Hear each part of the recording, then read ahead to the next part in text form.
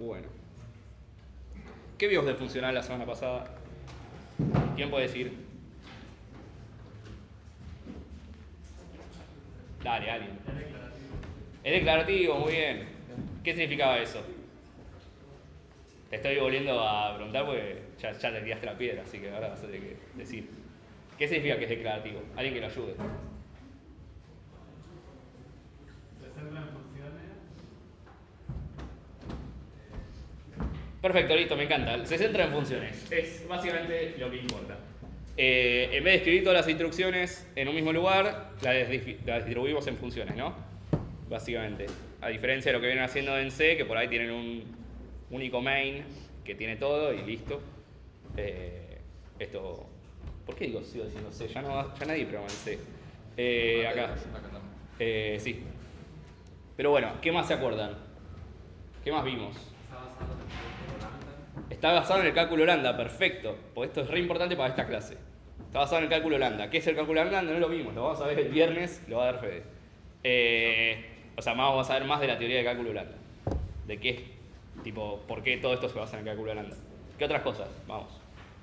Más cosas. No se usa contador de flujo. No se usan controles de flujo, perfecto. No se usan ifs, no se usan else, no se usan for's, ni whiles, ni nada de eso. ¿Qué teníamos como herramienta? Tenemos el case, el pattern matching, exactamente, eso lo vamos a ver hoy más en detalle. ¿Qué más? Más, que se acuerden. Las funciones superior. ¿Cómo? Funciones de orden superior, me encanta. ¿Qué significa eso? Cumple una de dos condiciones, recibe función por variable o devuelve una función. Perfecto. ¿Se entiende, no? Es una función que o devuelve otra función, cosa que podemos encadenar funciones, o son funciones que invocan otras funciones. Por eso son de orden superior. También vimos que son funciones de primera clase, como ciudadanos de primera clase. ¿Qué significa eso? Eso vino justo antes de orden superior. Se usan como una variable. Que se pueden usar como una variable. Es un tipo de objeto más dentro de... Y todo, de hecho, en funcional se modela como una función. ¿Sí? ¿Algo más que nos falte? Funciones puras. Funciones puras. Bien. ¿Qué significaba? Que no tienen side effect. Que no tienen side effects hacia afuera. Perfecto, me encanta. O sea, tiene una entrada, hace algo y tiene una salida. Y lo que hace, o sea, ejecutarla no modifica nada, la puedo ejecutar 100 veces y con el mismo argumento sale siempre la misma salida, son determinísticas. Eso es una función pura, ¿no? No tiene efectos secundarios en todo el resto del programa. Y me falta una que es muy importante. Los datos son inmutables. Los datos son inmutables, me encanta. Bueno, no hay nada más que decir, es eso, ¿no? Es esa la premisa. Los datos no se pueden modificar una vez que se crean. Si quiero crear un dato modificado de otro, tengo que copiarlo y modificarlo, ¿no? Eso igual lo hace internamente el lenguaje de programación muchas veces. Bien, vamos entonces a ver nuevos conceptos importantes de paradigma funcional después de que repasamos. Vamos a ir con... siempre me pasa esto. No, estoy yendo súper rápido. Vamos a ir con listas en programación funcional, que es el tipo de dato capaz más usado, así como de referencia. Además los tipos básicos, ¿no? Como booleanos, enteros, strings. Pattern matching, que ya hablamos un poco la semana pasada. ¿No está en el drive No, todavía no. Hoy la subimos. Pueden poner en el feedback si quieren tener las diapos antes. Posiblemente las empecemos a subir antes si todos lo piden.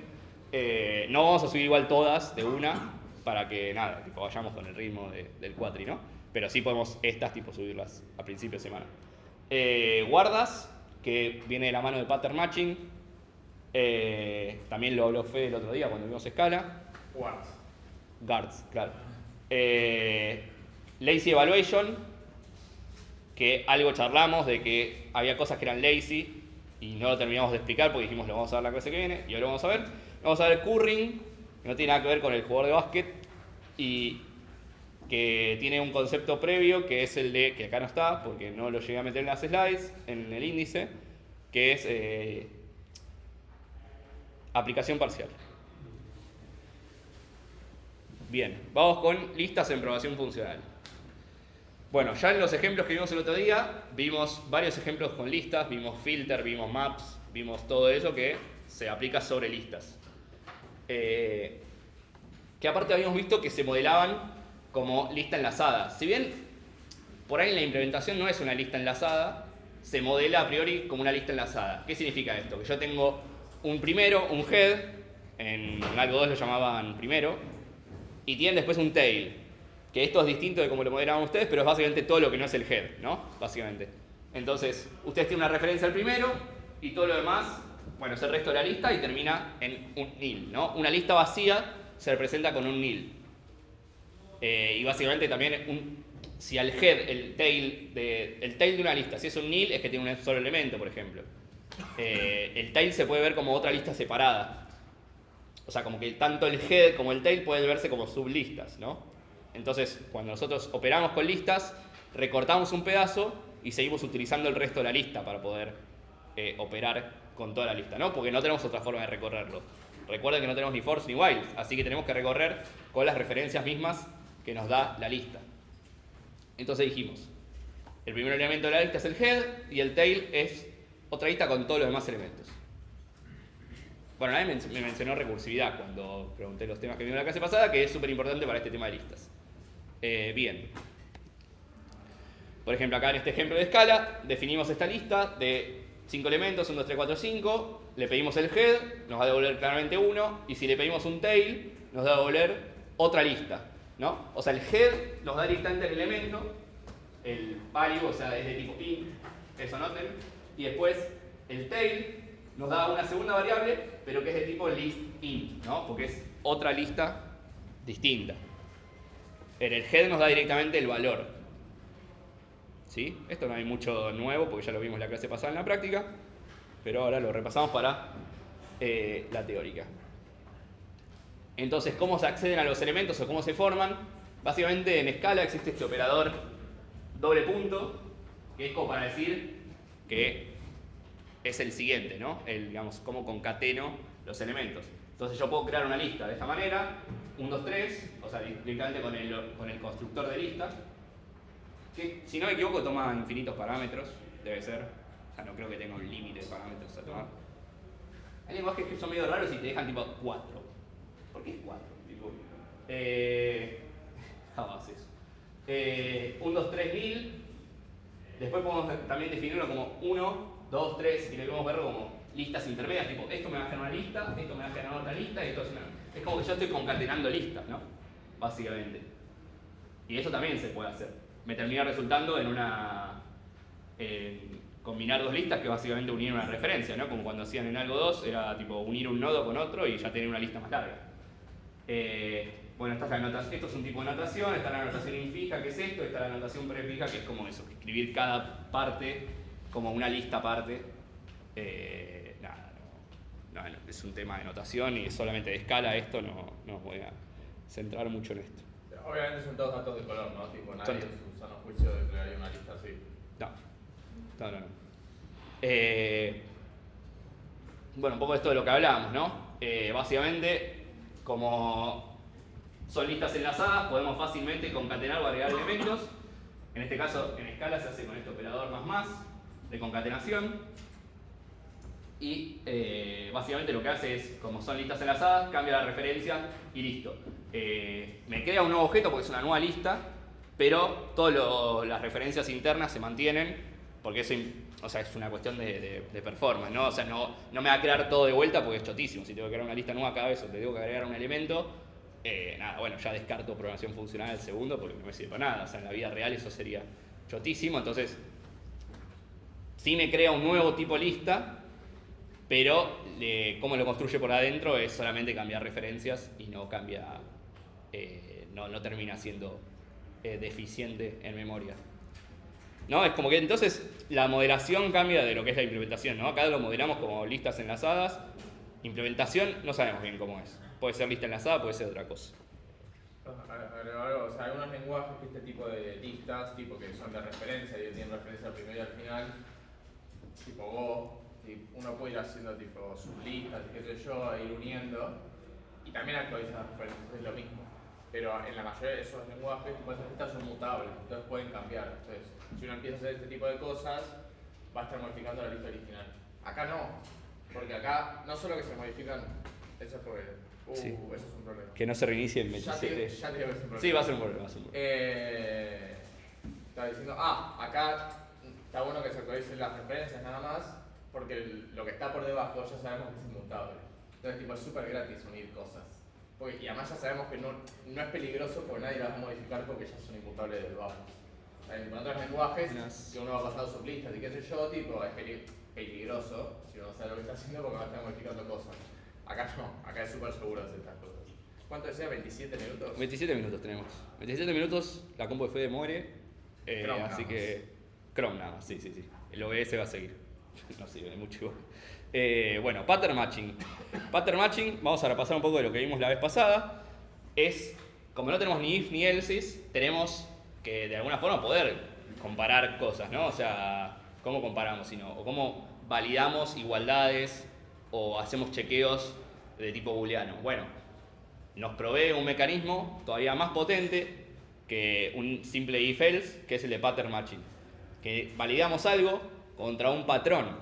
¿Qué es un patrón? Bueno, es decir, algo tiene la pinta de, que es mucho más flexible que solamente darte una igualdad. Por ejemplo, decir if tal es igual a tal cosa, me permite hacer matches por patrones.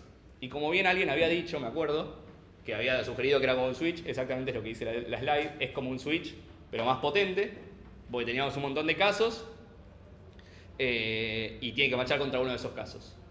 ¿Qué pasa si no machea contra ninguno de esos casos? ¿Qué se imaginan que pasa?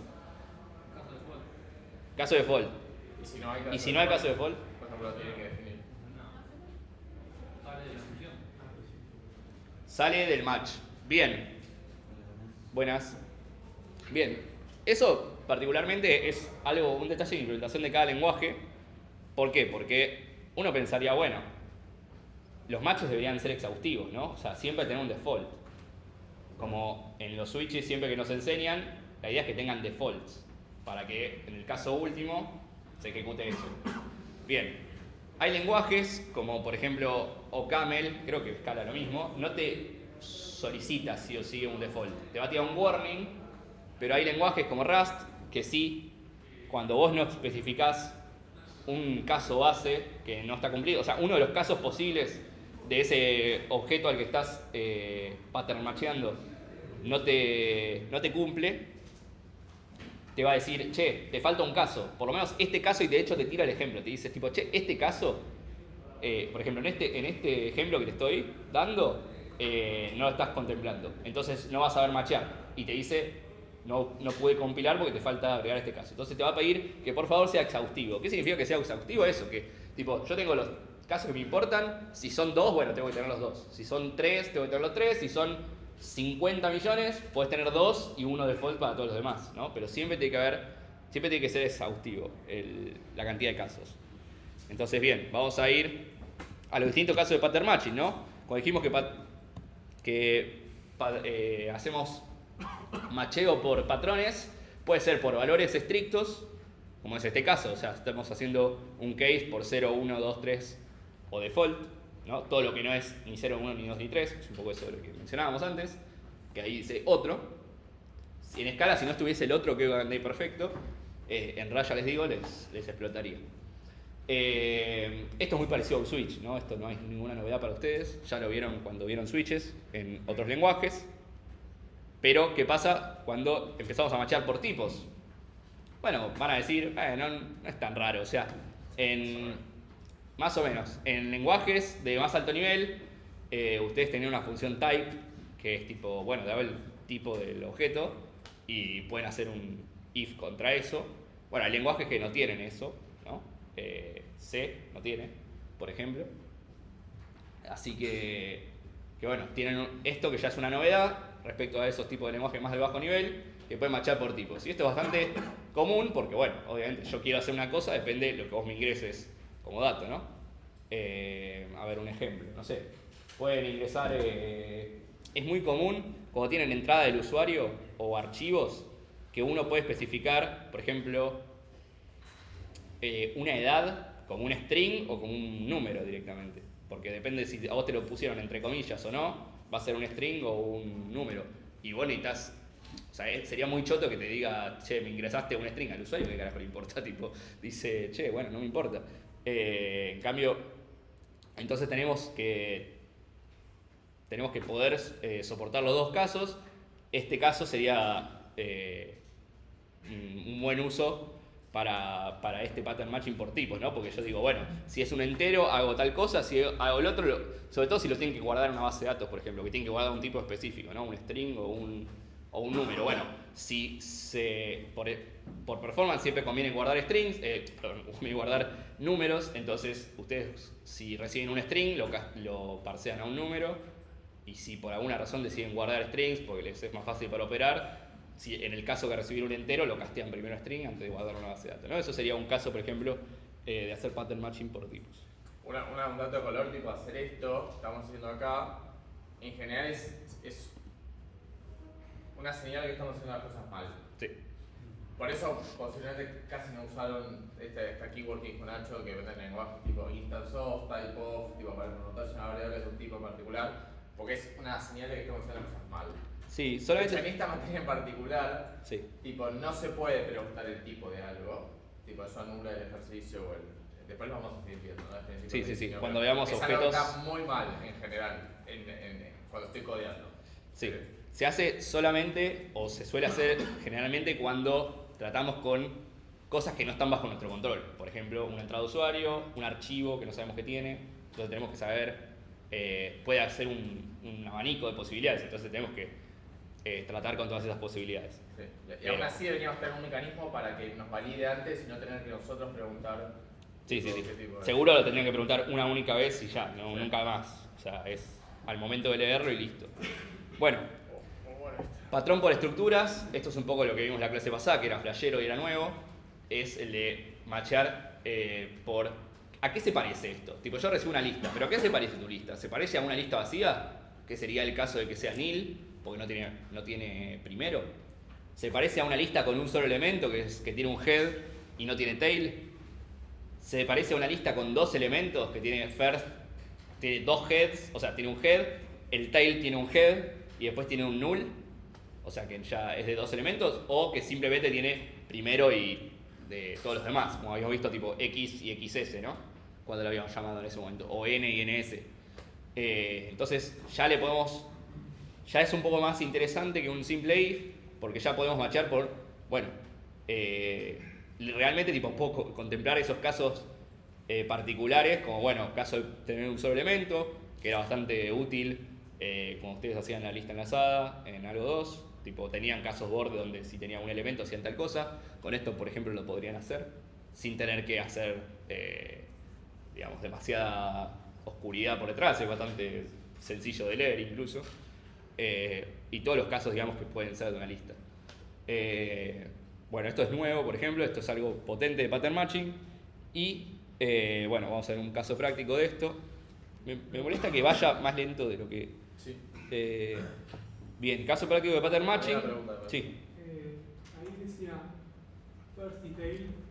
Sí. Con los dos puntos, y eso implica que son más de dos elementos. Eso quiere decir que el tail no puede tener un solo elemento. Puede tenerlo, sí. Y pero entonces. Lo que hubiese machado antes, por eso. Hubiese machado antes, ese es el tema. O sea, el orden en que nosotros ponemos los macheos es súper importante. ¿Por qué? Porque, por ejemplo, si tenemos el caso de una lista de dos elementos y lo ponemos... O sea, este va a contemplar este caso también, ¿no? Pero este no contempla todos estos casos. Entonces, nosotros siempre el más específico lo tenemos que poner antes, ¿no? Este es mucho más específico que este. Entonces, first y tail ahí implica cualquier cosa que haya. First y tail es que tiene un primero y tiene un tail, que no es null. Está bien, y poner, si tiene un solo elemento, first y tail son lo mismo. No, pues no va a matchar, No, porque ahí vos claro. tenés dos O sea, tiene que cosas. ser dos, sí. Y si hay solamente es una sola cosa. Claro. Ahí tenés dos. Los nombres son anecdóticos, ¿verdad? Sí, los nombres son anecdóticos, lo puedes llamar H, F, Claro. lo que quieras. No lo llames HF. Incluso creo que este te machea este, porque tiene algo de después. El tema es que después cuando vayas a hacer una recursión, por ejemplo, con el tail, vos vas a entrar ya en este caso, ¿no? Sí. Entonces puede que este incluso ya contemple, por eso este tiene que estar después de todo lo demás, porque como es el más general, tiene que ir después de los más específicos. Eso se llama tipo, incluso... Sí, y además el pattern matching tiene que ver con el tipo que estamos matcheando, ¿no? Tipo, acá es una lista. Tipo, obviamente no vamos a poner un int tipo, para marchar con esto, tipo, para romper todo. Sí. Incluso este tipo de forma de ubicar los matches, tipo por más específico primero, más los más generales después, es algo súper común de, por ejemplo, no sé, en intro distribuido se ve para la evaluación de IPs. Tipo, siempre vas por la IP que es más específica primero y después vas por las más generales. Con máscaras, bueno, no importa, es de otra materia. Caso... ¿Vos hiciste distribuido? Es la rama de... No, intro distribuidos. O redes, para los que cursan sistemas. Caso práctico de matching, bueno, lo que decíamos, ¿no? Para sumar todos los elementos de una lista. Bueno, ¿ves? Acá está el caso ese que decía, al final sí, machea, ¿ves? En este caso, estamos confirmando que este incluye a este. ¿Por qué? Porque si no, no podríamos hacer esto sobre una lista de un elemento. Y siempre esto tiene que resolver, ¿no? Entonces, acá tenemos dos casos. El caso de que es el caso base, que no hay lista, entonces devuelvo 0. Y después ya si tengo un elemento y potencialmente más, agarro ese primer elemento, lo sumo y después sumo el resto. ¿Se acuerdan si esto era una recursividad óptima o no? De lo que habíamos visto de los tipos de recursividad. ¿Esto es tail recursive o head recursive? Head recursive, exacto. Pues estamos guardando esto en el stack de funciones en vez de que la última instrucción sea la llamada recursiva, ¿no? O sea, estamos dejando una operación que es la suma para después de la llamada recursiva. Entonces, lo más correcto o lo más óptimo sería, óptimo, sería usar el acumulador que habíamos visto en la otra variante, ¿no? Buenas, ¿qué tal? Bien, esto es lo último que haré. Existe lo que se llama el pattern matching por tipos algebraicos, categorías o specific cases. Eso de categorías o specific cases lo puse entre comillas porque lo inventé yo. O sea, no tenía un nombre normal. Tipos algebraicos lo vi igual en una bibliografía. Categorías o specific cases es porque a mí me resulta más fácil de leer. Pueden no hacerme caso y llamarlo tipos algebraicos. Pero básicamente, acá decimos en Scala particularmente, se llaman case classes. Y en otros lenguajes, por ejemplo, bueno, en Haskell se llaman tipos algebraicos, por eso le puse ese nombre. Y en Rust, por ejemplo, se usan enums. ¿Qué es esto? Tipo, es básicamente decir, yo tengo una case class que es, defino, esta es la nomenclatura, case class. Ustedes creerían, bueno, estoy creando una clase. ¿Qué es una clase? Igual lo van a ver en un objeto, pero bueno, si los que hicieron algo uno en Python, por ahí vieron lo que son clases. Pero básicamente yo acá defino, por ejemplo, no sé, ¿cómo sería? Sí. Mail, por ejemplo. Mail, y acá tengo receptor y emisor. Y después defino otra case class que es, no sé, SMS de unidad. Y acá también recibo, esto sería receptor emisor solamente y mensaje, por ejemplo, o cuerpo de, que esto puede ser un HTML, ¿no? Tipo 2 puntos, HTML, no sé, esto no es nomenclatura de Scala, ¿no? No, solamente para que quede claro que esto es un HTML, esto es receptor, emisor, y esto es un texto, y esto es un string, solamente. Y digamos, yo después puedo tener, si estos dos implementan lo mismo, esto sería un extends, por ejemplo, yo tengo otra clase más, que es notification, por ejemplo, o notificación, o lo que quieran. Si yo esto lo extiendo de estas, de notification, de notif, los dos hago lo mismo, extends. Esto igual entra a la página de Scala y ponen qué clases y les va a aparecer exacto, o ponen enums en el Rustbook y les va a salir cómo se hace en cada lenguaje. Pero por ejemplo después yo puedo en una función decir que recibo un n que es un notification. Entonces tengo mi función que recibe notification, entonces después hago que puedo hacer un match. Cuanto más abajo escribas parece que no va a enfocar. Sí, ahora lo subo.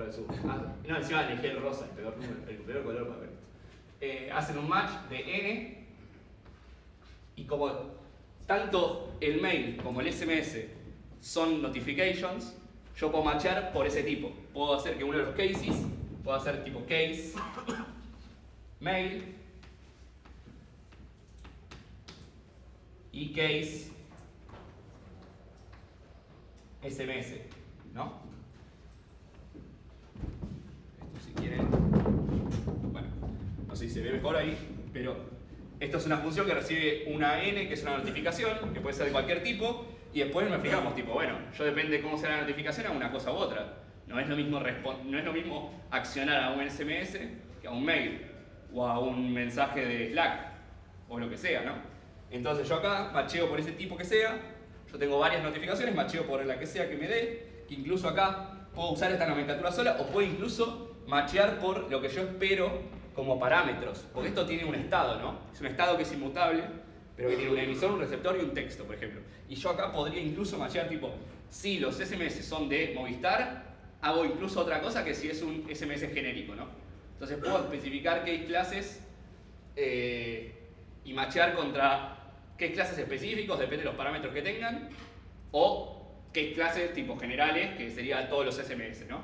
Y en el caso de que todos los SMS, y yo después también discrimino por los que son de Movistar, ¿cuál debería poner primero en los cases? ¿Cuál?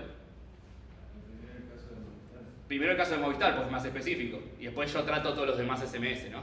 Ponele, yo tengo un filtro que es, esta es una función filtrar, que es tipo filtra las mini notificaciones que me llegan. Yo tipo, si recibo de Movistar, directo a la basura. Y si es un SMS normal, también porque nadie usa SMS hoy en día. Pero si es WhatsApp, lo respondo o tipo, me lo guardo en un widget o lo que sea, ¿no? Puede ser two factor el SMS. Puede ser two factor, ¿no? El SMS puede ser de, no sé, me estoy logueando a Gmail en un dispositivo extraño y... Sí. ¿Y eso no sería preguntar por el tipo de datos? Sí, exactamente. Sí, pero son tipos de datos específicamente diseñados para eso. Sí. Porque no es que son tipos de datos cualquiera. Son ¿cómo se llama? ¿Cómo lo puedo llamar? Son variantes de un tipo de dato. Hay demasiados conceptos de objetos igual ahí. Sí. No, pero esto de, o sea, acá pues lo llamé case, porque se llama case classes, pero en enums o en tipos algebraicos de Haskell se define igual y no es de objetos eso. Después acá se modela como un objeto, pero no importa, porque es escala, pero no importa cómo se modele. Además, o sea, no necesariamente, o sea, es verdad que estás preguntando qué tipo es, pero puede ser que a veces al ser funcional, perdón, tipo no quede otra opción, porque no tendríamos clases. Si es puro funcional con Haskell no podríamos, tipo, como tenemos clases, podemos no preguntar por el tipo, de hecho no debemos. No, bueno, pero en Haskell existe esto, tipos algebraicos. Sí, por eso, pero porque no existen clases, esto es lo único que podés hacer. Ah, sí. Sí, es eso. Es como, digamos, dentro de un espectro que vos tenés, un espectro limitado, no todos los tipos del mundo, tipo string no va a estar ahí, no puedes marchar por string ahí. Vas a marchar dentro de las opciones que pueden ser una notificación, ¿no? Es como vos decís, especifico el dominio ¿qué es? Notificación. Pero dentro de la notificación yo puedo tener 1, 2, 3, 4, no más, o sea, deberían ser reducidos los casos.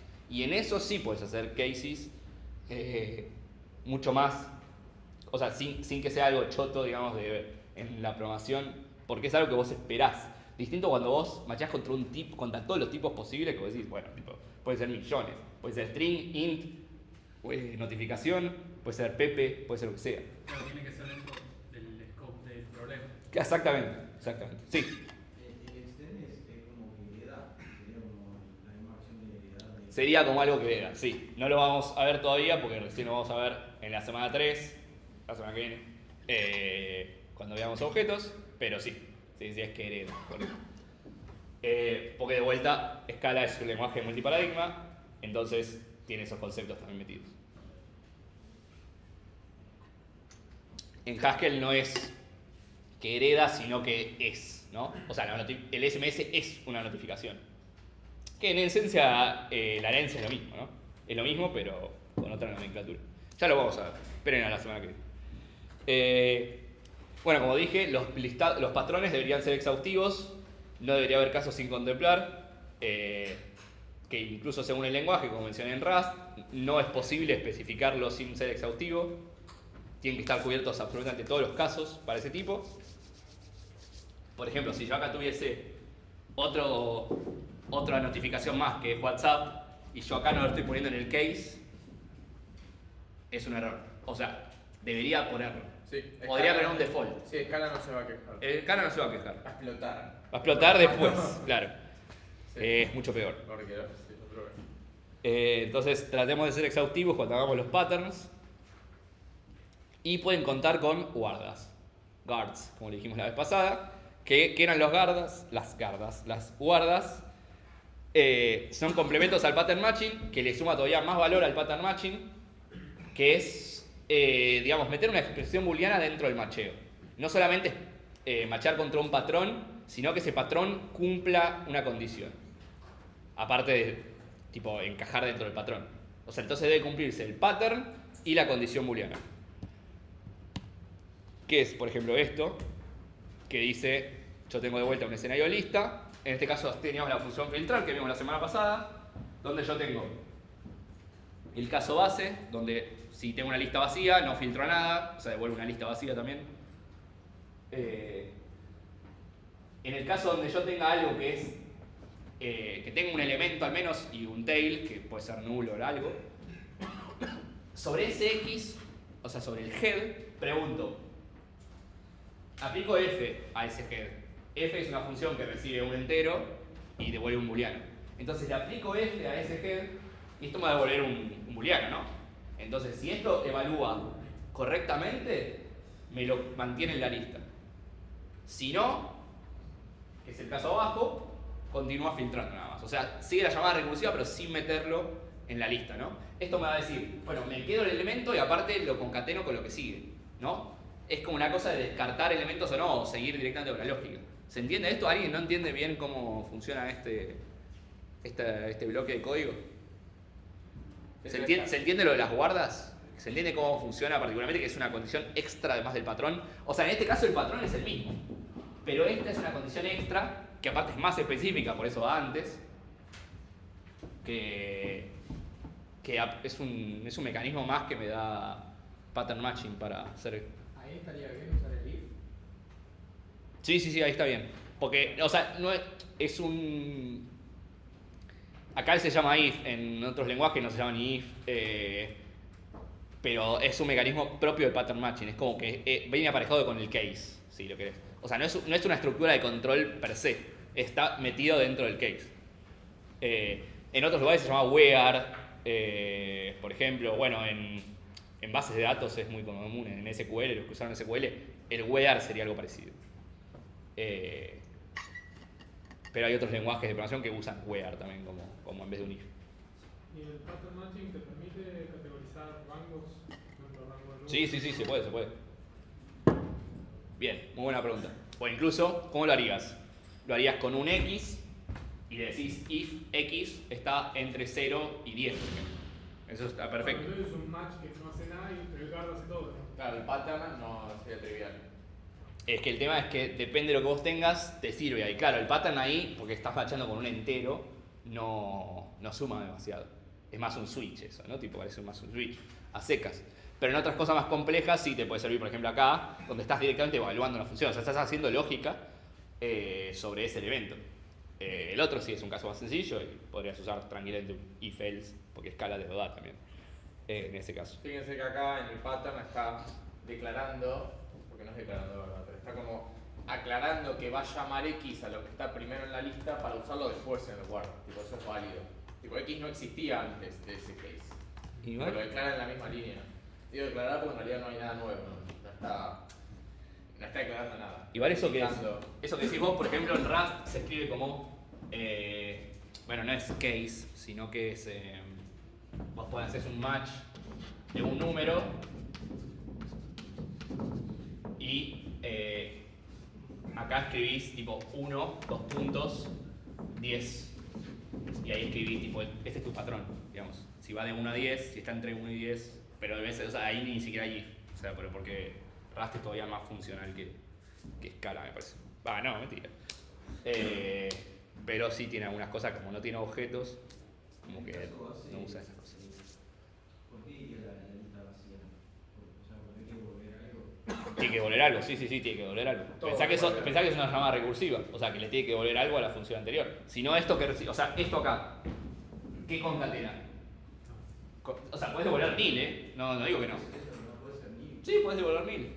Sí, acá list vacía, no sé, porque supongo que... Sí, pero después el concatenar está usando los 2 puntos para listas, está concatenando listas. No puede concatenar X con nil. ¿Se entiende? Si usaran más, que no funcionaría tampoco porque en la segunda iteración ya perdiste. Pero en la primera sí funcionaría. Alguno de los dos tendría que ser una lista, no, tampoco. Sí, creo que con que el primero sea... Igual, Sí, no sé. Alguno de los dos sí, pero con los 2 puntos tienen que ser las 2 listas. Para mí funciona igual con nil, o sea, pero me parece más explícito así. No sé, como el ejemplo que habías mostrado ahí, lo ponían nil al final en la concatenación para explicitar que era el final de la lista. Sí. No, por eso para mí nil funciona, pero bueno, coges de tu casa, probalo. Y nos contás después. Pero sí, casi seguro. Igual es anecdótico, ¿no? O sea, no cambia nada. Bien, laziness. ¿Hasta acá alguna duda? ¿No? Perfecto. Estamos bien de tiempo. Vamos a ver laziness y curring, que son dos temas por ahí más complicados. Así que está bien. Bien, laziness. Justamente lo que implica es vagueza. ¿Quién es vago en este sentido? No el que programa, sino... Quizás sí. En mi caso serían las dos cosas. Pero en este caso es el lenguaje, el programa el que es vago. ¿Por qué? Ustedes ya vieron algo en Algoritmos 1 que se llamaba cortocircuito, creo que le llamaban así. ¿Qué era? Si tenían una condición booleana y la condición booleana ya se rechazaba o se aceptaba de antemano, no se ejecutaba el otro. ¿En qué caso será eso, por ejemplo? Uy, se cerró. Sí. Iba a pasar, eventualmente iba a pasar. Pero bueno, bien, porque esta parte justo no hace falta para cortocircuito. Pero bueno, listo, ya volví. Fue inmediato. La verdad es que me sorprendió. Bueno, no tengo que... Mejor está acá escrito. Verifico Este esto, caso es un caso de cortocircuito, ¿no? Si yo tengo un AND, si este me da false, ¿tiene sentido que este ejecute? No, porque ya sabemos que no se va a dar el AND, o sea, nunca va a ser true. Ya con que uno dé false, damos false. Y el caso contrario pasa con OR. En OR, si este evalúa true, no tiene sentido evaluar este. Porque ya está, ya me dio true. A veces te da false, sí o sí tengo que ir a chequear al otro, porque puede ser que este me dé true, entonces yo debería devolver true, ¿no? Eso en algo 1 se llamaba cortocircuito, que es una versión, en su expresión más primitiva, si se quiere, de lazy evaluation, que es que yo no evalúo las cosas hasta que me sea completamente necesario evaluarlas. En este caso, el chabón es vago y dice, ¿para qué? Si no necesito evaluar G. Y zafa de evaluar G, ¿verdad? ¿Para qué lo va a evaluar? ¿Me cago? Tiene razón. Entonces ahorra tiempo y ahorra recursos el programa porque no le hace falta. ¿Podría ejecutarlo? Sí, podría. ¿Hay lenguajes que lo hacen? Sí, lenguajes muy viejos no tienen cortocircuito. Pero ya todos los lenguajes hoy en día tienen circuit breaker no, se llama short circuit, no sé cómo se llama en inglés, pero sí, viene con eso. E incluso muchas veces uno abusa de eso para hacer cosas. Por ejemplo, si acá podría poner x and g de x. ¿Qué significa eso? Que si x es nada, o sea, si x no existe, no ejecuto esto, porque me va a romper. Entonces, uso el conocimiento previo, sabiendo que esto va a romper antes, para que no tengo que hacer el chequeo de que si x no existe, hacer tal cosa, decir que no. O sea, digo, x and lo otro, ¿no? Es algo en JavaScript, es muy súper común, recontra común. Incluso para asignar variables. También, eso, o sea, g de x puede ser inválido dependiendo del primero. Claro. Obviamente con el primero evito el segundo. Lo más común del mundo es, tipo, que al principio ver si la lista está vacía, o sea, si no está vacía, and, hacer algo. Por ejemplo, obtener el primer elemento. Obtener el primer elemento, una lista vacía es un error, está mal. Si yo lo pongo lista.left and, obtener el primero está todo bien, porque es como que lo valido. No necesito poner un if antes, tipo si no está vacía y adentro hacer f de x. Tipo, if lista len es igual, es distinto de 0. And, por ejemplo, lista.prim es igual a Pepe. ¿Qué pasa? Si yo ejecuto lista prim es igual a Pepe. Primero, esto está mal porque rompo el encapsulamiento, tipo el prim. Bueno, prim no. Más o menos. O sea, en Java se puede. Pero, básicamente, si yo intento correr esto sin antes chequear esto, me va a romper. Porque si yo intento acceder al primer elemento y compararlo, esto me devuelve null y hago la comparación con un string, me va a decir, tipo, macho, no puedo comparar null con string. Entonces, esto me guarda de que se ejecute eso, ¿no? Porque yo digo, bueno, si esto ya da false, esto se va, ya no ejecuta lo siguiente, ¿no? Entonces ya es como que meto todo en la misma línea y en el mismo statement, ¿no? Encadeno, aprovecho el cortocircuiteo para que esto sé que no se va a ejecutar si esto no va a dar true. ¿Se entiende? Entonces, bueno, es un detalle porque la verdad con el resto de lazy evaluation no es tan importante. Lo que es importante es eso de que cortocircuito es un caso específico de lazy evaluation. Pero bien, ¿en qué consiste lazy? Fuck. ¿Cómo pasaste 10? Pasé 80. Estás en la teórica de 2 semanas a ver. Vamos a ver patrón y diseño, chicos. Ahí va. No, sabes que no. De ese que no estaba seleccionado. Fue como se restarteó. Bueno. Este es un caso de lazy más llamativo, ¿no? Dijimos, bueno, ya sabemos cómo funciona esto, ¿no? Cuando ustedes llaman a una función y le pasan xy, lo que hace se llama call by value cuando recibimos parámetros de esta forma. Es la forma estándar que ustedes hasta ahora en lenguaje de programación recibían las cosas, ¿no? Lo recibía y ya podía accionar con eso. Pero si se fijan, en la función no usamos i. Entonces, ¿qué va a hacer? O sea, ¿tiene sentido que duplicar primero haga algo con i? O sea, lo evalúe o se haga una copia, por ejemplo, de i si no lo termina utilizando. Bueno, alguien se preguntó y dijo, che, podría no hacerlo. Podría, tipo, recién obtener el valor o hacer una copia o lo que sea cuando efectivamente lo necesito.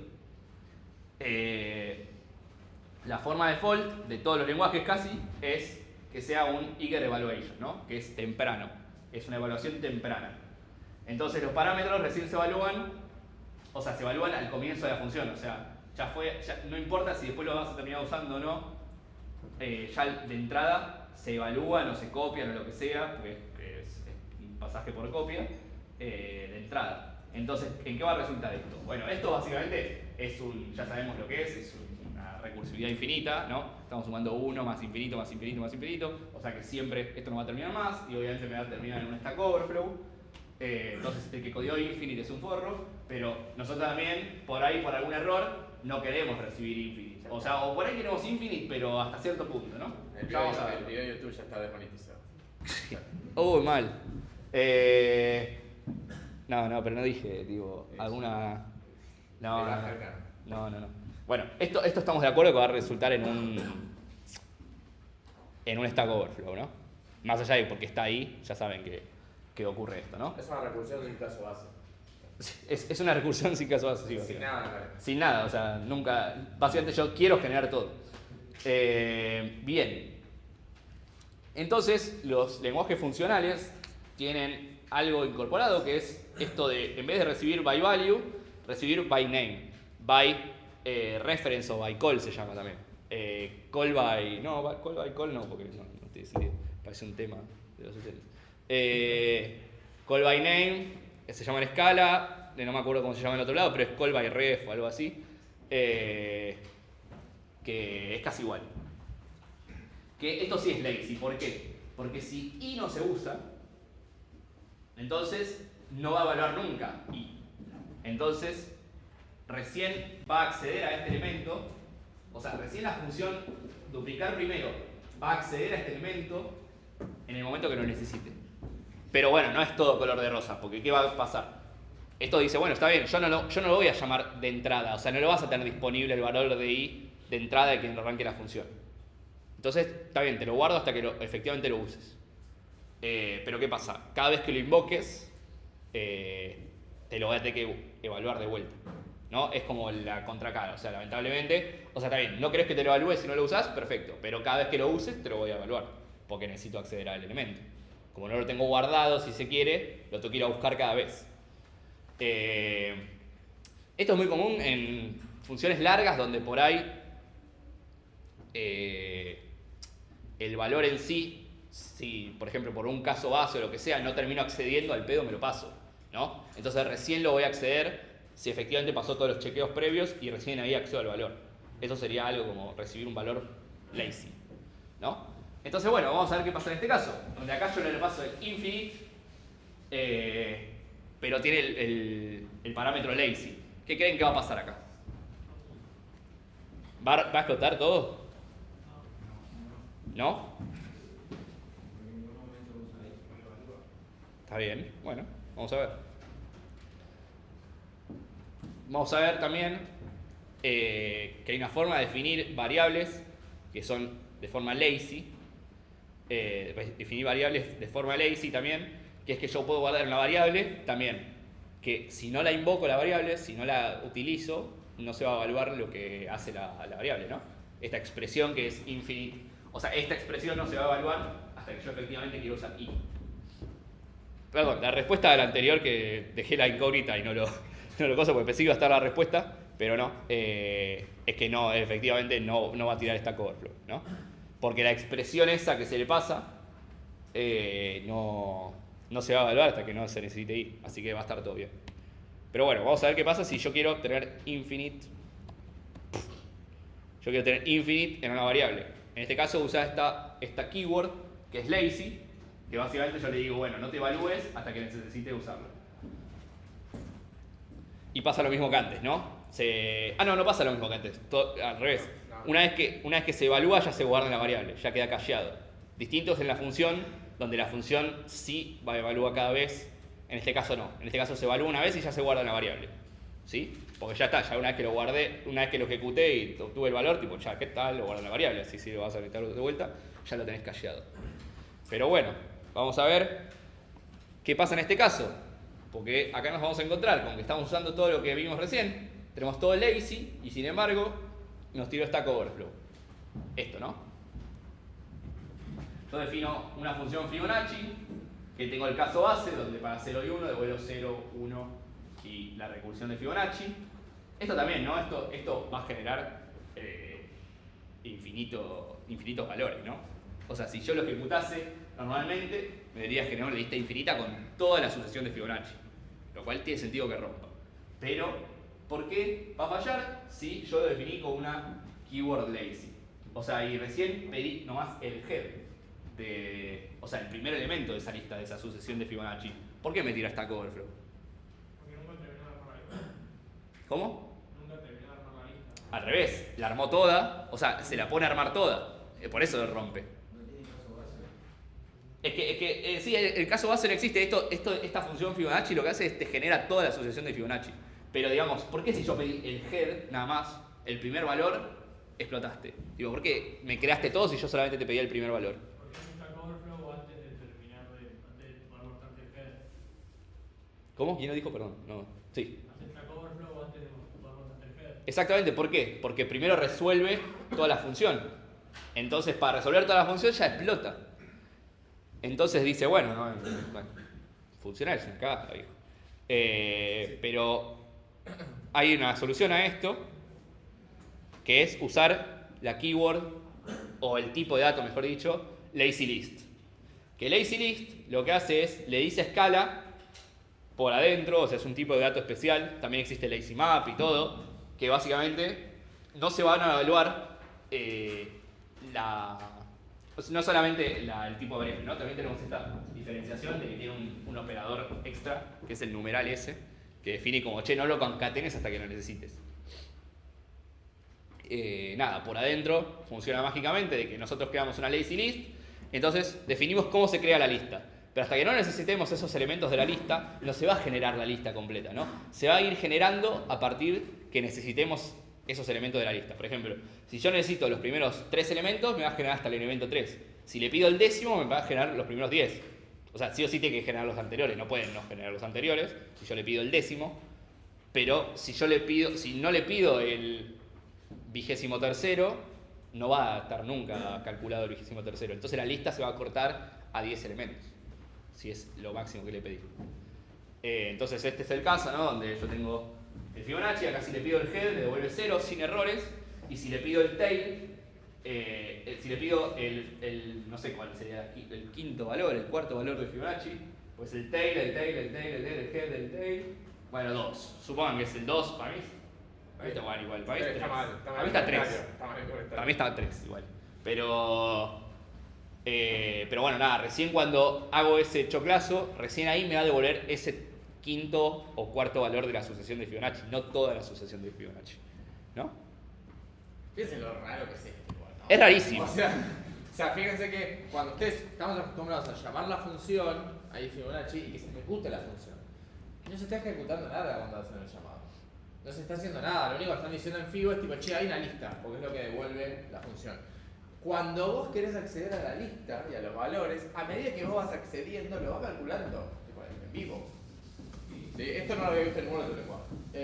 Pero nos da el poder este que dice Nacho. Esto genera infinitos números de Fibonacci, a medida que lo vas accediendo, te lo va generando. ¿Quedan guardados o cada vez que yo lo llamo tengo que ser de vuelta? No, queda Quedan guardados. Nacho, bueno, y también está escrito, decía que estaban cacheados, ¿sí? Nadie sabe lo que es un cache acá, porque es un tema de estructura de computadora, arquitectura, etc. Pero sí quedan guardados, tipo, entonces como que en memoria, digamos, no es en memoria, pero en memoria quedan guardados los resultados intermedios. Igual es en memoria. Pero debe ser una sección especial de memoria. Claro, no es en el sí, stack. sí, Sí. no necesariamente eso. No es en el stack.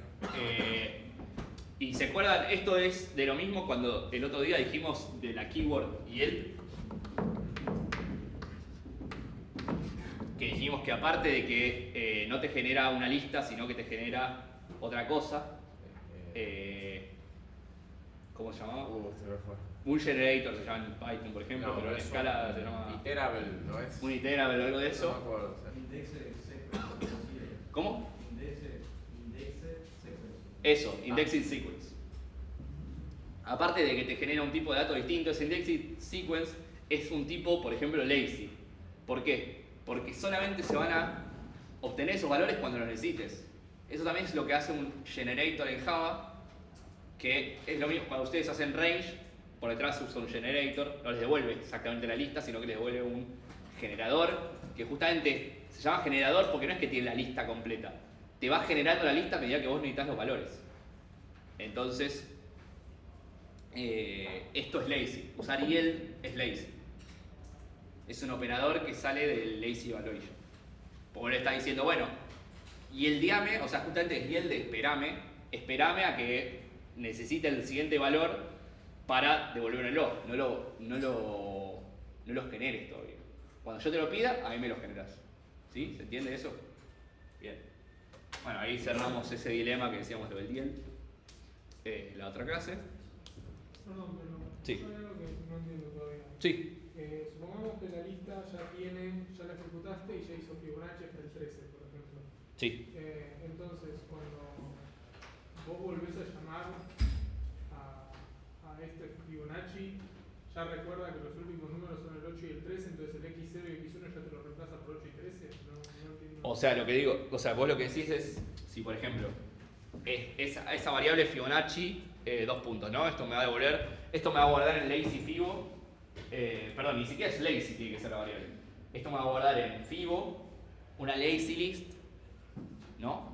Que después si yo la recorro, que en este caso la recorrí de forma re chota, que es tipo con los punteros, pero si yo la recorro con recursividad, por ejemplo, y yo tengo, no sé, vamos a hacer tipo el match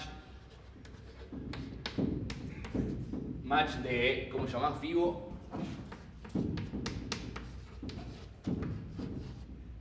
donde hago case. ¿Cuál puede ser el case?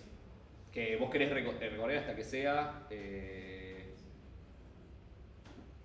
No, está bien, el case, por ejemplo, vos querés recorrer hasta el 13, decís Sí, tipo 13, y entonces ahí le decís, ¿cómo sería? No, bueno, ya devolvés, o sea, devolvés el valor, o sea, devolvés 13. O el quinto elemento, o sea, podés pasarle un acumulador y que ese acumulador, si vos querés el quinto número de la sucesión, Claro, pero o si vos querés el 13, ponés el 13. Sí, vos dijiste que recuerda la respuesta. sí, recuerda la respuesta. Bueno, entonces yo corro FIBO y consigo el último elemento en ese momento, y supongamos que ese último elemento era el 8, la próxima vez que yo pida el último elemento, o pida el elemento siguiente, va a ser el 13, pero entonces ya tiene que saber de antemano, cuando vos llamas a la función Fibonacci, de reemplazar el x0 y x1 como todos sus últimos números. Sí, ya lo sabe. Sí. Entonces, esa sintaxis de ahí ya te le está indicando a la función Fibonacci, bueno, agarrar los últimos dos elementos de esta lazy list y hacer este cálculo. Es que pensá que va a pasar algo así, ¿no? ¿Cómo funciona por atrás? Es magia negra. Pero vos pensás que a priori Fibo no te va a generar nada, te va a generar una lista vacía, si querés, ¿no? Una lista vacía.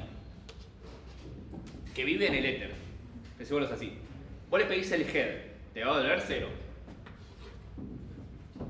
Vos le pedís el tail y después el head de ese tail. ¿Qué te va a devolver? 1, ¿no?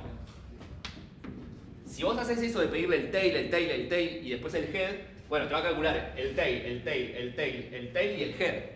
Entonces todo eso te lo va a guardar, pero entonces ya te empezó a generar esta lista, ya esto ya estaba generado. O sea, no te lo vas a generar de vuelta. Ya están generados y te va a crear los faltantes para lo que vos pidas, ¿no? Funciona de una manera extraña, sí. Va devariando. ¿Cómo? Va devariando. Va devariando, claro, como que va devariando en vivo Fibonacci. Sí. La ejecución se queda congelada en FIBO, ¿no? Si yo declaro FIBO 2 con otra variable y la ejecuto otra vez, en esa se reiniciaría la cuenta. En ese se reinicia, sí. Pero vas a tener dos FIBOs viviendo en memoria que van a tener dos generaciones distintas, ¿no? Pero puedo tenerlas. Sí, van a ser independientes. Se queda guardada en el valor. Claro, el tema es que no sé qué tanto valor tiene tener dos FIBOs generándose, ¿no? O sea, Pues generan lo mismo. es generar lo mismo, porque justamente lo que te sirve es que tenés cacheados ya los valores. Y los que no necesitaste, no los tenés todavía calculados. Pero si ya los calculaste, ¿para qué los vas a calcular de vuelta? Es como que medio que vas en contra de la optimización que te da la lazy evaluation, ¿no? Pero se entendió más o menos cómo... No sé si se te respondí la duda. Sí. ¿Quedó un poco más claro? O sea, esto ya va a quedar asentado en memoria. Esto ya está escrito en piedra, ya va a quedar ahí. Mientras viva la variable.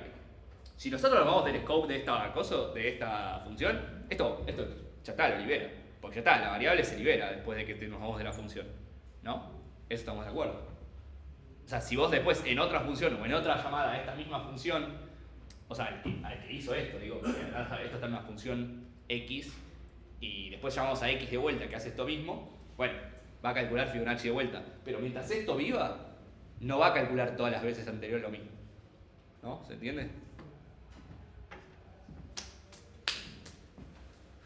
Este concepto es bastante difícil, así que no es una cuestión de que salgan de acá y ya lo tengan clarísimo, porque ni nosotros lo tenemos tan claro. O sea, yo sí, pero no. ¿Vos lo usas mucho en Rust? No. Algo se usa. Pasa que tenés que saber, ya hay cosas nativas de los lenguajes que son lazy, y vos tenés que saber que son lazy, pero en sí no te cambian en el día a día. Sí. Sí, hay cosas que vamos a ver en la práctica que es lo mismo. Como Sí, que sí, no por las eso. vamos a hacer nunca, Es que, pero... claro, o sea, por atrás funciona lazy, vos decís bárbaro, pero vos no tenés que hacer nada de eso, o sea, te abstraes totalmente de que es lazy. Pero lo mismo con los ranges de Python. Ustedes nunca les importó que era lazy por atrás, pero es lazy porque mejora la performance, nada más. ¿Por qué? Porque si ustedes hicieron un range de 1 a 20 y cortaron a los 10, no se generaron los otros 10 que quedaban. Era eso, ¿no? Entonces, eso en optimización, ustedes no se enteraron nunca, pero por atrás, el que hizo Python dijo, bueno, vamos a hacer esto lazy. Y de hecho en Python existían dos ranges antes. Antes existía, en Python 2 existía el range, que no era lazy, y existía el X range, que era lazy. Y después en Python 3 dijeron, vamos a hacerlo directamente lazy. O sea, ¿para qué vamos a ofrecerles el no lazy? Tipo, ¿qué carajo les importa? Usa X range. Además, en memoria pasa a ser o de INA o de 1, básicamente. Claro. Exactamente. Vamos con Stephen. Vamos con Steve Curry. Perdón, una duda más de esto. Si no, pasamos a Curry, que es un tema. Es el tema más atachado a la matemática que existe en este tema, después de cálculo lambda. ¿Por qué? Porque justamente Curry es un tema de. Es una cuestión matemática y no necesariamente apegado a la programación, si bien yo solamente lo escuché hablado en la programación, pero supongo que existe en otros ámbitos de la matemática. Bien, primero vamos por el concepto de aplicación parcial, que es algo que por ahí ya ustedes han hecho en algún momento de su vida. De hecho, los que hicieron prueba ya lo hicieron sin darse cuenta. ¿Alguien hizo prueba de acá? Bien. Más de lo que yo pensaba, sí. Bueno, una aplicación parcial es justamente eso. Digamos, nosotros tenemos una función de múltiples argumentos, es lo que dice ahí. Es una función de múltiples argumentos y nosotros evaluamos parcialmente la función con valores fijos. Y esos valores fijos ya se los dejamos en la función para que después solamente quede evaluarla con los parámetros restantes, ¿no? Entonces hacemos parte de la resolución a priori. Entonces, cuando nosotros evaluamos parcialmente, generamos una nueva instancia de función que antes dependía, por ejemplo, de 4 parámetros y ahora depende solamente de 2 después de aplicarla parcialmente. Por ejemplo, este es un caso. Es una función que recibe tanto x como y, pero yo digo, mira, yo siempre voy a tomar x1. Entonces, ¿para qué necesito el x como parámetro? Evalúo ya en 1 y ya me quedo evaluada en 1 el x. Y solamente me depende de y ahora. Eso es algo que ya hicieron 80 millones de veces. Y lo decía de prueba porque, por ejemplo, ustedes tienen la función normal. La función normal, la distribución era normal estándar o normal, ¿no? Normal con los parámetros de sigma y la esperanza que variaba. O sigma era la esperanza. No, está bien, la esperanza y sigma. La esperanza y la varianza variaban. En cambio, en la normal era esperanza 0 y varianza 1, ¿no? Entonces ya tenían, era como que la normal estándar ya estaba evaluada en los parámetros de la esperanza y la varianza, ¿no? Entonces ya estaba parcialmente aplicada, si se entiende. Les quedaba solamente el valor en cuestión que querían de x, ¿no? Nada, lo menciono como un detalle. Pero bueno, esto... Mucho más ¿qué nos... fácil que eso es esto. Sí, lo estoy explicando matemáticamente para hacernos los capos, pero la verdad que en la puta vida van a pensar eso. Otra vez desmonetizado. Ahora, si no está desmonetizado, ahora seguro. No lo van a pensar así, o sea, lo van a pensar de otra forma. Pero entonces, aplicación parcial lo que nos lleva es a que tenemos funciones más reducidas y específicas. ¿Por qué? Porque ya directamente tenemos funciones más chicas, ¿no? Que porque resolvimos una parte, ya una parte la aplicamos porque tenemos los parámetros para aplicarla, y una parte se nos puede resolver y nos queda una función más pequeña en esos términos que son más específicas. Por ejemplo, si yo tengo una función de normal estándar que si yo tengo una función de normal común que le tengo que pasar otros parámetros, entonces se vuelve más ilegible también, porque al ser eso la expresión matemática es más grande también. Entonces si imaginen volcar eso al código, se vuelve todavía más ilegible que si yo tengo 1 sobre 2 cuando ya tenemos la normal estándar. Un medio, no sé por qué. Bueno, reduce la cantidad de argumentos innecesarios o redundantes. ¿Por qué? Porque si yo voy a aplicar algo muchas veces, por ejemplo, yo sé que siempre voy a usar la normal estándar, y yo tengo una función general, ¿para qué quiero eso? Directamente uso la función de la normal estándar, si es lo único que voy a usar. Entonces, elimino la redundancia de tener que pasarle siempre esperanza 0 y varianza 1. Y por eso mismo también puede servir para mejorar la performance cuando esos parámetros no varían. Es lo mismo. Si yo siempre voy a aplicar la normal estándar y yo tengo una función de normal, me conviene capaz hacer una función de normal estándar. ¿Por qué? Pues yo ya voy a tener resuelto la parte de usar una esperanza 0 y una varianza 1. Entonces no tiene sentido que yo pierda tiempo que se evalúe eso cada vez. Si yo sé que siempre lo voy a tener que hacer. También sería lazy.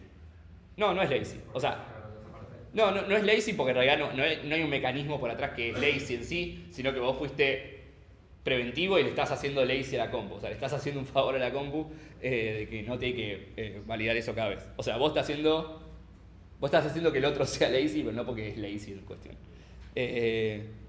Entonces, bien. Después vamos a lo que es currying, particularmente.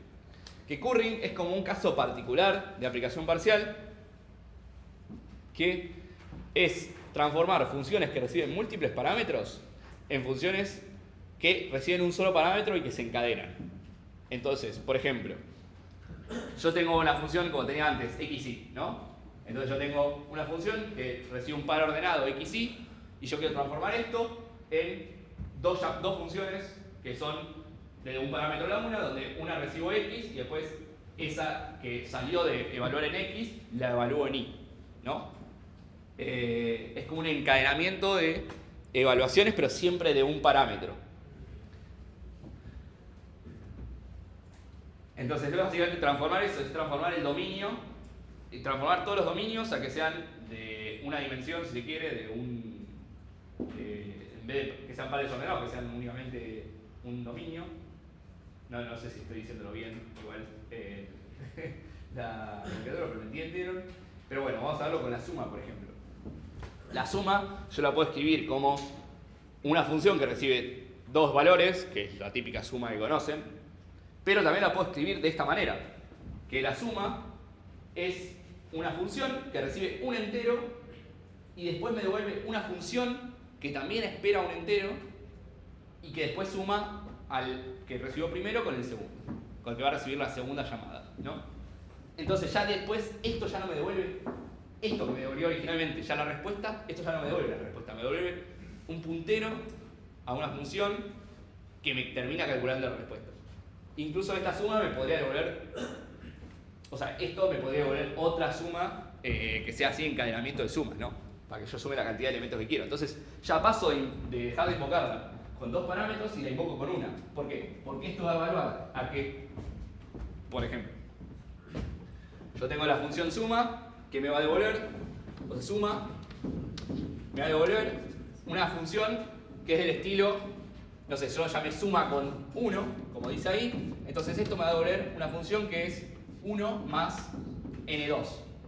O sea, si quieren, llamamos a suma bis, suma asterisco, que recibe otro parámetro, n2, que una vez que se llame va a resultar en 1 más n2, ¿no? Sea lo que sea me llame n2. O sea que yo para hacer la suma tengo que hacer dos invocaciones. Tengo que hacer la primera que me devuelve esta segunda función y esta segunda función cuando la evalúo, ya ahora sí, tipo si hago suma asterisco de 2, acá me va a devolver 3, efectivamente, ¿no? Pero es recién cuando esta la evalúo, no cuando evalúo la primera. La primera me devuelve otra función. ¿Se entiende un poco esto? Es básicamente una función que devuelve otra función. Sí. En este caso, ¿no? Por eso se puede llamar como doble de paréntesis, porque la primera es la primera ejecución que devuelve otra función que se llama con dos otras funciones. Exactamente. Está. Uy, ¿qué pasó? No, ¿qué escribí? Tipo boludo, mirá. Tranquilo, está todo bien. Bueno, esto sería el resultado con currying, donde básicamente yo digo, esta es mi suma curried. ¿Qué suma curried? ¿Y por dónde salió? Rarísimo como acá nos muestra diapo, escala múltiple parameter list. Ah, bueno, esto es como que son formas de escribirlo, ¿no? Está bien. Esto se puede escribir así, o se puede escribir de esta forma y decir curried, que básicamente Scala te transforma esto, te lo currifica. Es como que Scala ya te hace el pasaje por vos, o sea, te permite que ahora puedas invocar a suma como... yo esto está mal, esto debería ser suma curried, pero que la puedas invocar como si fuese currificada, o directamente puedes usar esta nomenclatura de varios paréntesis, que es básicamente también indicarle que es una función que recibe una función y esa segunda función recibe un parámetro. Podría agregar un tercer paréntesis, sería una función, que esa función devuelve una función, que esa función devuelve una función, que esa la evalúo y me da todo, ¿no? O sea, el punto curry nos evitó tener que escribir como la forma de que una función retorna a otra y así sucesivamente. Claro, igual esto está mal, ¿eh? Acá debería ser suma curry. Esto Sí. está mal. Sí, de hecho hay una función en la guía que es describir esa función, la .courier. Claro. Y .courier es una función, aunque... Es una función, es una función. O sea, esto es una función de ciudadano de primera clase, ¿no? Sí. Porque está en la variable. O sea, el beneficio que te da esto es sacarte la restricción de la cantidad de parámetros. Bien, esperaba que alguien me pregunte qué carajo me importa de esto, tipo, ¿qué gano con esto? Bueno, hay una cosa que es, o sea, que la verdad, o sea, me mejora la lectura, la verdad que no. A mí por lo menos, a simple vista, la primera vez que vi algo así, me pareció horrible. Y no podía como cambiarme el mindset y decir, tipo, entiendo lo que pasa. O sea, me parece... Funciona, yo lo uso. Obviamente que funciona, no digo que no. Pero ¿por qué se usa? Vamos a justamente ir a las diapos donde... No hay diapos siguiente. Ah, mira, terminó ahí. Bueno, me faltó la diapo de beneficios. Se ve que no hay. Entonces, la verdad que es una paridad, primero porque reduce el scope de la función. O sea, tiene dos ventajas. Una, si querés, en la escritura y diseño del código. O sea, si vos forzas a que todas tus funciones sean de un parámetro, te van a quedar funciones más sencillas, seguro. Porque todas hacen una única cosa sobre un único elemento, ¿no? Es como que ya de por sí estás obligando a que si vos estás haciendo que el diseño de tu código sea todo currificado, bueno, las funciones van a ser súper minimales y van a ser súper más reutilizables, porque hacen operaciones muy chiquitas. Entonces, le aumenta la reutilidad, el reuso de las funciones, el reciclado de las funciones. Está bien, pero en este caso, si yo pongo suma 1 y no pongo ningún otro número, No sirve de nada. va a estar, claro, va a estar esperando la próxima. Sí. ¿Qué está esperando? Es que ahora tenés una función que tiene dentro el primer parámetro un 1 y quedó eso. Tipo, nadie va a estar, no es como Lazy, tipo, no es que hay nadie esperando nada. Tipo, ahora tenés una función. Antes tenías una función que llamaba otra función, ahora tenés una sola. Ahora te contesto, pero de hecho eso es muy común, que eso es exactamente lo que queremos. O sea, es muy común que yo a una función que recibe una función para aplicar, por ejemplo, una función map. Yo le paso a map suma 1. Le digo, yo tengo una lista y le digo lista.map